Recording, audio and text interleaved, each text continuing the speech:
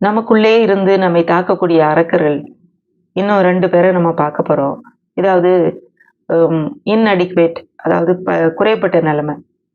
எனக்கு பற்றாக்குறை எப்பவுமே நெறைய என்ட்ட இல்ல அப்படின்னு தான் சொல்லுவான். இப்போ கிதியோன் கூட அப்படிதான் சொல்றான். அவன தேவன் பராக்கிரமசாலியே கர்த்தர் உன்னோடு இருக்கிறார்ன்னோனே அவன் சொல்றான், நான் என்னுடைய குடும்பம் ரொம்ப சின்னது. அதுல நான் ரொம்ப சின்னவன் அப்படின்னு சொல்லி தன்னுடைய குறைவுகளே பேசுறான். ஆனா ஆண்டவர் அவன ஒரு பெரிய நியாயாதிபதியா உயர்த்தினார். இன்றைக்கு உங்களையும் அப்படிதான் செய்ய போறாரு.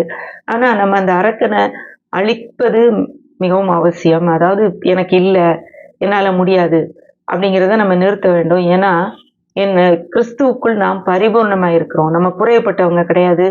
எந்த குறைவு இருந்தாலும் அதை நிறைவாக்க கிறிஸ்துவினால் முடியுன்றத நம்ம மறந்துடக்கூடாது. அடுத்த இன்னொரு அரக்கன் பார்த்தீங்கன்னா, பயம்.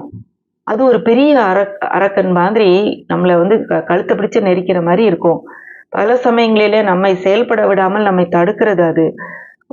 இந்த இந்த இந்த அரக்கனுக்கு தாவீது ஒரு எக்ஸாம்பிளா நம்ம சொல்லலாம். கோலியாத்து பெரிய அரக்கன் தான்.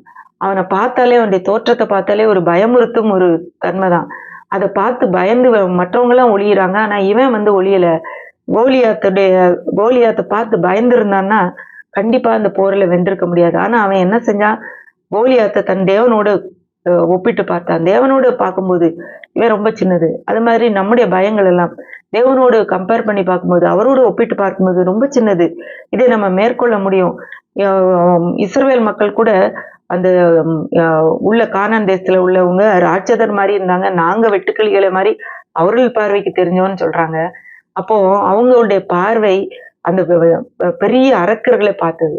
ஆனா நம்முடைய தேவனை பார்க்க வேண்டும் ஒழிய நம்முடைய பயத்தை பார்க்கக்கூடாது. தேவன் நம்ம இந்த பயத்துக்கும் மேலானவர். இந்த பயம் என்னும் அரக்கனை மிதித்து தள்ளி நாம் தேவனுக்கென்று சாதிக்க வேண்டிய காரியங்களை நம்மால சாதிக்க முடியும்.